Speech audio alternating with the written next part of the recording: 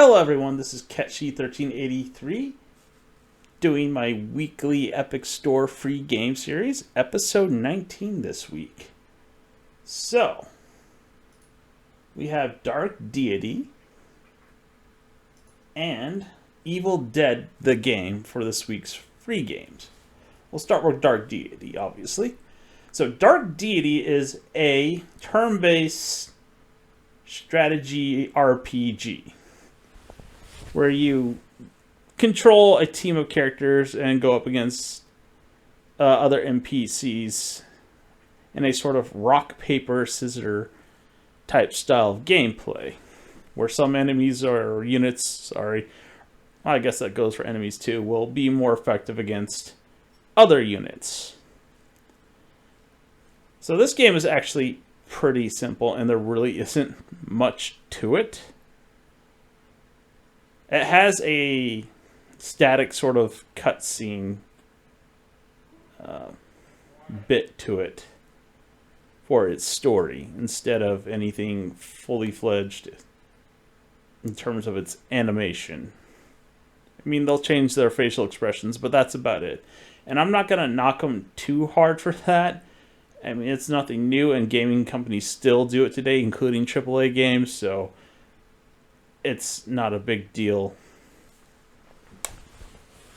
And I kind of get why they do it, since it's an indie game. They don't exactly have the funds or even the time to do full-fledged cutscenes. But the art style is pretty neat, with the hand-drawn when it comes to the cutscenes. I like that. And the pixel art isn't too bad. I'm not a big fan of pixel art. The only pixel art that I really don't like is during the combat, where they become even more pixelized than, if that's even possible, than what's the overview map, as you can see in the footage. So, it's an okay game. It didn't entertain me enough to want to keep going after what turned out to be probably an hour and a half. Usually I only do about 30 minutes of a game, but because of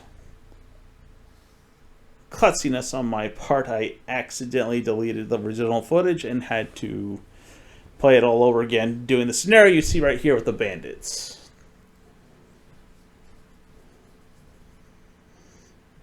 There really isn't much. There are some things outside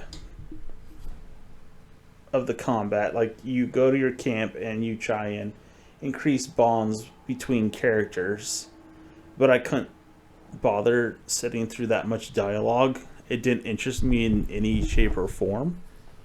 Like I said, this game wasn't all that entertaining, and the combat wasn't all that engaging in terms of its decisions. There might be some later down in the road in which I'll have to make better decisions along with more moves, but as far as I could tell in this, it's very bare bones, to be honest. And when I was done, I was actually thankful that I was done with it and didn't really want to play it again. But if you see like what you see, give it a try. It is free on the Epic Store. I want to say maybe this Thursday, which would be Thanksgiving. It might be extended because of that. I don't know. Let me stop and I'll take a look, and then I'll let you know. So yeah, I double checked. November 24th. That's this Thursday. I think it's around 10 a.m. Central Time, which would put it 11 a.m. Eastern, I think 8 a.m. West Coast, and Mountain Time would be 9 a.m. And then they'll have a new game, so there you go. If you want to give it a try, it's on the Epic Store free right now. Then there was the Evil Dead game. So I'm not a stranger to the Evil Dead series. I've watched it. I haven't watched the reboot, but I have watched the other ones, so I'm familiar with Frank Campbell's character. This does have a multiplayer component, which I didn't try. I could have probably played with some randos, but I really don't like playing with random people anymore. I don't know, it's just something that happened as I got older. I just don't like playing with random people. Like, I'll sort of tolerate it if I do a MMO or something like that, where it's pretty much a necessity, but in games like this, I didn't have to. And I chose to play a single player scenario that sort of more or less kind of reenacted the first movie. So in this game, you go around as a chosen character. In this case, since it was a pre-selected scenario, you ran around as Ash with his chainsaw arm and a shotgun, going from point to point, doing whatever, running into deadites along the way. And you have multiple attacks that you can execute. You have a light attack, which is faster, or you have a heavy attack. And after so much damage, you even have a finishing move.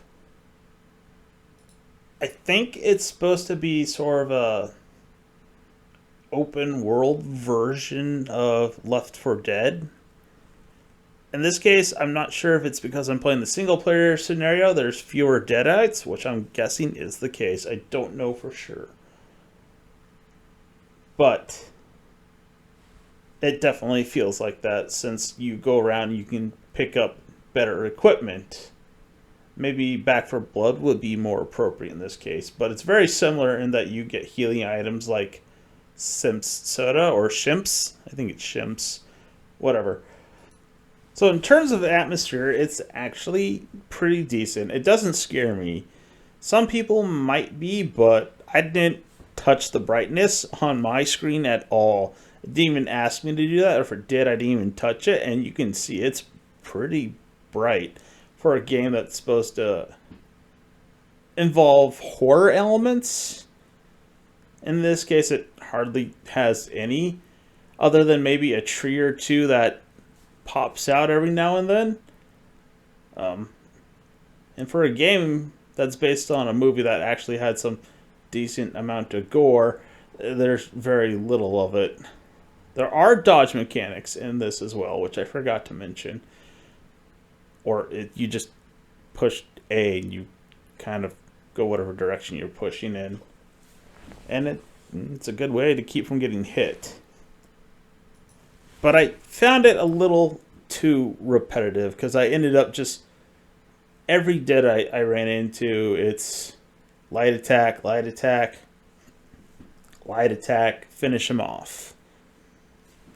It was just rinse and repeat. The only time it got any different was when I ran into bigger, badder deadites. For example, like this guy that I'm fighting on the screen right now. He took multiple hits to kill, along with taking several shotgun blasts to the face before he went down. And the guns, I'm pretty sure they did this on purpose. They take a really long time to load, much to the detriment of the game in some cases, making them a little bit unwieldy depending on what enemy you're fighting, or completely unwieldy in a situation I'll cover later. So in this case, right here you can see that I'm grabbing an item for the scenario. It's Linda's necklace. I think that's his girlfriend's name in the first one, which brought him back from being possessed in the movie. But in this case, it pushes, I guess, the level plot forward, in which you now have to go grab a shovel, dig up her head, and then you have to take her to the woodshed, even though that's where he took her in the first place and dismembered her. Either way. And that's all the scenario contains. There are others, but I didn't try them. I tried this one twice, and there's a very specific reason for it. And I got some really nice items, I guess, from a big, huge house that included what I'm going to assume is an epic chainsaw and an epic shotgun. And I'm just going to pick something I said earlier, because I'm a spaz, and I don't know why I thought it was Frank, but it's Bruce Campbell. My bad for all you fans out there that are hardcore Evil Dead fans. I apologize. I definitely knew that, and for whatever reason, I thought it was Frank for some stupid reason. Anyways, the point I'm going to make is that I don't know if he actually did the voice acting for this, but they definitely have a lot of one-liners coming from the character that may be in line with it. It's been a while since I've seen the movies, and I've only seen each of them once, so I really can't tell you that. So yeah, I mean, it sounds like him. So I'm guessing he did do the voice acting for it. Anyways, I'm just all over the place with this because there's a lot to go over, and I don't want to make it a full-fledged review. I just want to touch on key points. Anyways, after you get all the parts, it takes you to this house for whatever reason. I'm guessing because they want you to grab the chainsaw and the shotgun. And then you head to the woodshed, which is the building right next to the one you started in. Hang on, we'll just watch the shotgun. This is one of the bigger units. This is the second hardest unit you will fight in the game. No big deal, right? You see how easy I took it out. And then after this, I start going towards the house, and I light a fire. It said Deadites are afraid of light. And you can light campfires and lanterns on the way. I didn't really see a point to that. There might be more of a reason for the multiplayer aspect of the game, but for this, it didn't really seem to do anything. Anyways, let me skip to the woodshed. And when you get to the woodshed, a boss appears. In this case, it's the wife of the professor. Right here, you can see that I blasted her twice, and she moves fast. Like really, really, really fast.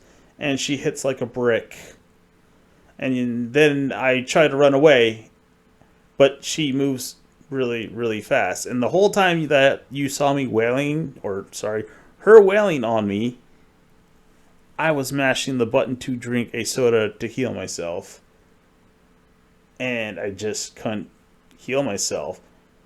You can't get away from her. She does way too much damage. She never lets up at any point or time. And she will quickly beat you. I mean, this boss was clearly designed around having multiple people play, even though it was a single play scenario, which sort of detracts from the game, and I didn't want to try a third time or even playing any other part of the game because of it. Now, my friends are like, yeah, maybe we should try playing with you, and I have a feeling I might enjoy this game a little bit more if I was playing with friends. But after going after that boss twice and just getting my butt handed to me, pretty much similar each time, I had a sour taste in my mouth, and I didn't want to play it again. We'll see if I can get my friends to play. I don't know, and maybe I might put up a revision video or something. I don't know. I'll see if I do that. So if you made it this far into the video, thanks for watching and have a good one.